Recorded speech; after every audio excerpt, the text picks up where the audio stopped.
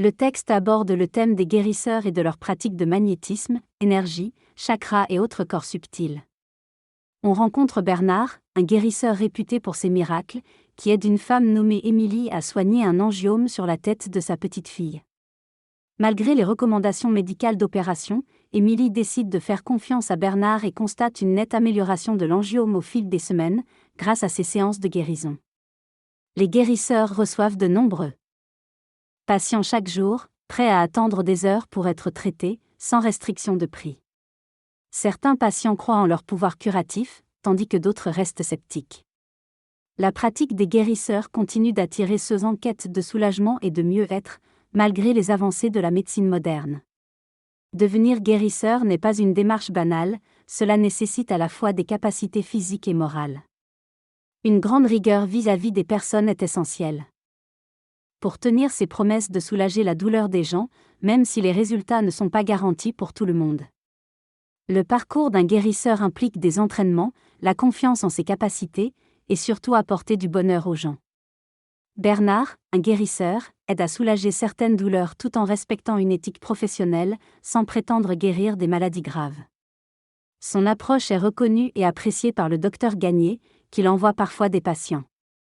Jean, un guérisseur discret, intervient pour soulager les douleurs physiques et aider les personnes en détresse, en prenant quelques minutes pour agir sur les maux. Sa pratique est ancrée dans le respect et l'acceptation de l'efficacité de ses actions sur les douleurs.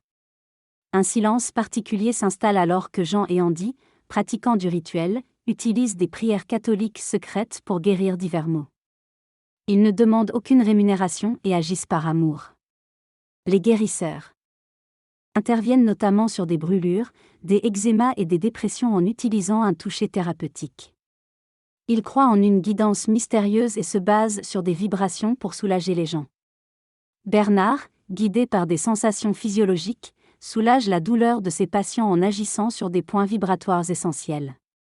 Les personnes traitées ressentent un soulagement et une amélioration de leur état. Jean, dès son enfance, a réalisé ses capacités spéciales qui l'ont conduit à étudier les phénomènes paranormaux pour mieux les comprendre. L'article parle de l'évolution du magnétisme urbain et de la profession de guérisseur, abordant la croyance en la capacité de guérison par l'énergie et les pratiques traditionnelles comme l'imposition des mains.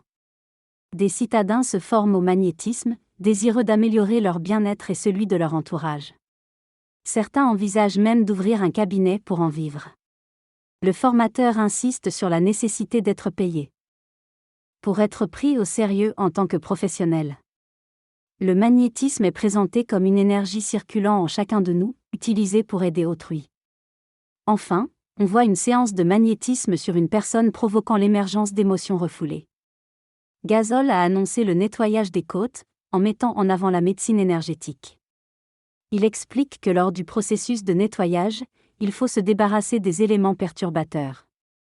Les stagiaires apprennent les bases du magnétisme, de la géobiologie et de la radiesthésie pour devenir des professionnels. Denis Magne, guérisseur, a recours au magnétisme pour soulager ses patients, comme Nadine, atteinte de dystonie cervicale. Après avoir consulté de nombreux médecins sans succès, elle a trouvé du soulagement grâce aux séances de magnétisme. Denis explique l'utilisation du pendule et des corps énergétiques pour protéger et agir sur le bien-être des individus. La séance se termine avec un bilan magnétique pour harmoniser le corps et libérer les tensions. Le texte aborde le traitement de la sciatique par le magnétisme, considéré comme une pseudo-médecine par certains, mais ayant des effets positifs sur les patients grâce à l'effet placebo et la confiance envers le thérapeute. Le cours inclut également des explications sur l'effet placebo, le rôle de la stimulation symbolique et la disparition spontanée de certaines pathologies. Les guérisseurs sont considérés comme exerçant illégalement la médecine en France, faute de preuves scientifiques de l'efficacité de leur technique. L'hypnose a également été longtemps dénigrée avant d'être mieux comprise grâce à de nouveaux outils d'imagerie cérébrale. L'hypnose est une méthode reconnue pour soulager la douleur et est même utilisée comme anesthésie lors de certaines opérations chirurgicales. Une chercheuse et psychologue, Fanny Nussbaum, étudie comment l'hypnose agit sur la douleur en travaillant avec des patients atteints de douleurs chroniques.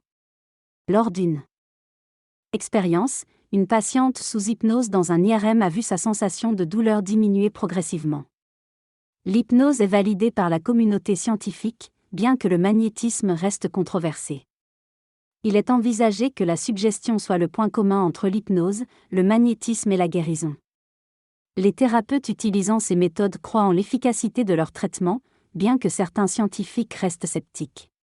Certains sportifs, comme l'équipe VTT d'Auvergne, font appel à des guérisseurs pour améliorer leur performance et bénéficier d'une énergie supplémentaire. Le texte évoque un dialogue concernant des pratiques de guérison, notamment à travers des méthodes alternatives telles que le magnétisme et la médecine douce. Il est question d'une transmission familiale de 5 générations dans le domaine du magnétisme, avec un institut de revitalisation dirigé par Jean-Jacques. Les clients sont accueillis pour des soins, notamment une femme traitée pour un cancer du sein en complément de la médecine traditionnelle. L'accent est mis sur le soulagement apporté par ces pratiques, la recharge énergétique du corps, et l'importance de l'attitude positive et de la confiance en soi dans le processus de guérison. Ce résumé met en lumière l'approche holistique de la santé et le rôle du magnétisme dans le bien-être des individus. Au sein du service de radiothérapie de l'hôpital de Rodez, le Dr Marc aborde ouvertement l'accompagnement des guérisseurs et leur utilisation en complément des traitements classiques. Il constate que de nombreux patients en bénéficient et en sont satisfaits. Ce type de médecine alternative est proposé aux patients pour soulager les effets secondaires des traitements, tels que les brûlures. L'approche du Dr Marc repose sur le respect du choix des patients, offrant des adresses de guérisseurs sans imposer cette pratique. Certains comme Françoise, suivie pour un cancer du poumon, témoignent des bienfaits de l'accompagnement des guérisseurs en complément des traitements conventionnels. Le Dr Marc lui-même, bien que scientifique et cartésien, reconnaît l'efficacité potentielle de cette approche et recommande certains de ses patients à des guérisseurs pour soulager la douleur. Cette ouverture d'esprit et cette approche holistique visent à rendre le parcours médical des patients moins traumatisant, en considérant les bénéfices possibles des médecines alternatives en complément des traitements traditionnels. Le texte décrit l'histoire de personnes souffrant de maux tels que des brûlures et un cancer. Certains ont trouvé du soulagement auprès de guérisseurs, comme Jean, qui agit par téléphone sans être perturbé par la distance. Ce type de pratique suscite l'espoir et apporte un certain réconfort aux malades, même s'il ne remplace pas le suivi médical traditionnel. Il met en lumière la différence entre les véritables guérisseurs et les charlatans, soulignant l'importance de la vigilance face à ces derniers. Le récit montre également le lien fort qui peut se tisser entre un guérisseur et une personne souffrante, comme Pascal, atteint d'un cancer récidivant. Malgré les doutes et les risques associés à ce type de thérapie alternative, certains trouvent en elle un soutien précieux dans le combat contre la maladie. Une femme décide d'aller consulter un magnétiseur après en avoir entendu parler à la radio. Malgré des tarifs élevés et un nombre de séances important, elle ne ressent pas d'amélioration suite au traitement. Le magnétiseur est finalement condamné pour exercice illégal de la médecine, mais continue son activité sans être empêché. Il affirme pouvoir guérir de nombreuses maladies, mais ses pratiques restent controversées. Des témoignages de patients satisfaits et des accusations d'escroquerie alimentent la polémique autour de ce magnétiseur. Malgré sa condamnation, il continue d'exercer en toute impunité, ce qui suscite des interrogations sur la régulation de cette profession. Le Conseil de l'Ordre des médecins du Morbihan a été alerté par des clients du magnétiseur, qui ont rapporté des pratiques douteuses de ce dernier. Une lettre d'une dame en vacances dans la région détaille comment le magnétiseur prétend guérir des maladies qu'il ne connaît pas, demande d'arrêter les traitements médicaux et réclame une somme d'argent conséquente. Les médecins s'inquiètent de ces pratiques et du potentiel risque qu'elles engendrent pour les patients. Par ailleurs, la profession de magnétiseur évolue, avec la mise en place d'un code de déontologie et la volonté d'acquérir une meilleure reconnaissance. Certains magnétiseurs cherchent à élargir leurs compétences en intégrant d'autres pratiques de bien-être, comme le Qigong. Cependant, la question de l'officialisation de ces pratiques reste en suspens, notamment en termes de diplôme et de cadre juridique. Léry se rend dans un lieu pour rétablir l'harmonie et la fluidité, facilitant la circulation de l'énergie vitale dans le corps.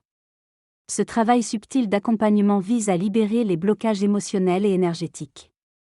Bien que ces pratiques ne soient pas toujours comprises par la médecine classique, des recherches scientifiques, menées notamment en Allemagne, explorent les effets de la guérison à distance par l'intention. Ces expériences ont montré des résultats significatifs, bien que faibles, remettant en question les lois de la physique.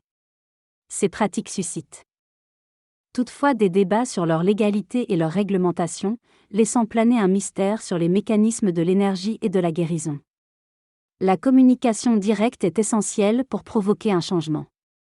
Il existe un intérêt croissant pour des pratiques encore taboues et inexplicables par la science, mais très populaires. Aujourd'hui, de nombreuses personnes combinent les soins de la médecine scientifique avec ceux des guérisseurs, même si leur efficacité n'est pas prouvée. Scientifiquement, il reste beaucoup à explorer sur la conscience, l'esprit et sur la façon dont nous mobilisons des ressources pour notre bien-être. C'est comme assembler les premières pièces d'un grand puzzle.